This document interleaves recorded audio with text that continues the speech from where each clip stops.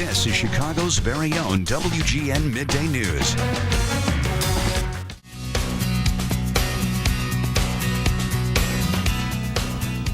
Over the weekend, we learned the dog flu epidemic in the Chicago area is caused by a strain of the virus never seen before in North America. The outbreak has made more than 1,000 dogs sick in our area, and at least 5 dogs have died from it. The discovery means the current vaccine might not provide protection from the new virus. So what can you do to prevent the spread of the flu, and how do you treat the virus if your dog does get sick? Joining us to talk more about your options and how to protect your pet is Dr. Tony Kremer. Thanks so much for being here. Hi, thanks for having me on. Appreciate it. So typically, if humans get the flu shot and they miss the mark on the strain, it still provides some sort of protection. Are we seeing that at all in this case? Is there anything that the flu shot is doing for dogs? I think the answer there is absolutely yes. The respiratory complexes that we see in pets that are like kennel cough and very much like this canine flu are found to, in some cases, be caused by a multitude of organisms, bacteria and viruses. And so the thought is the more of these that we can prevent, the less severe their signs will be, and the quicker that they'll get over this. So I still think vaccination is super important. Many of the cases that we're seeing, I know everyone has very big concerns about this because the cases are still rising, but a lot of the cases that we're still seeing are much more along with the normal Bordetella, the more kennel cough type of situation. The very, very ill animals from this, much more hot strain are still, somewhat rare. We're having them sporadic at this point in time. They can be bad, and the pets can get some bad fever, and the normal course of treatment is not working as well. Some of them have to be hospitalized. But the bottom line is that there's many cases that are just the regular upper respiratory that we've seen for years.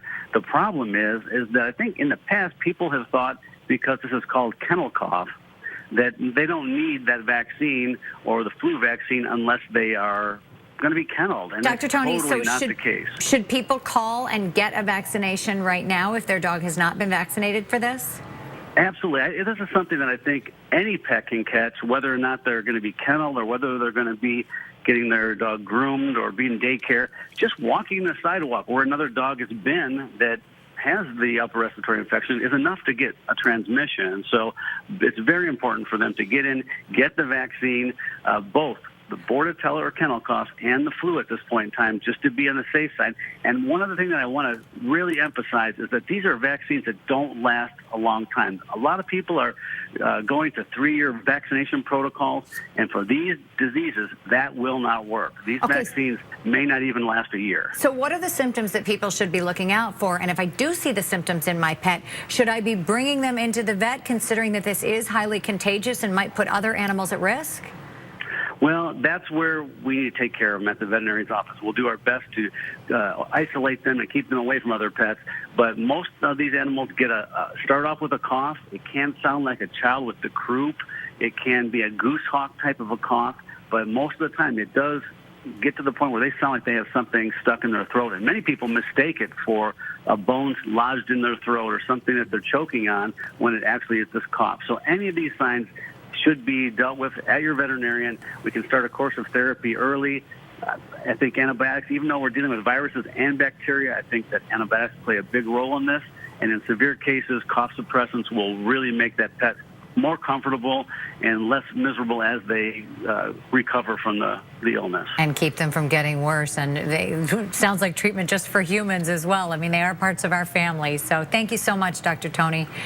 Dr. Tony has hospitals in Plainfield, Oswego, Hinsdale, Shanahan, and Columbus, Ohio. If you want more information and some pet tips, you can visit drtony.com, and he's got more on the dog flu as well.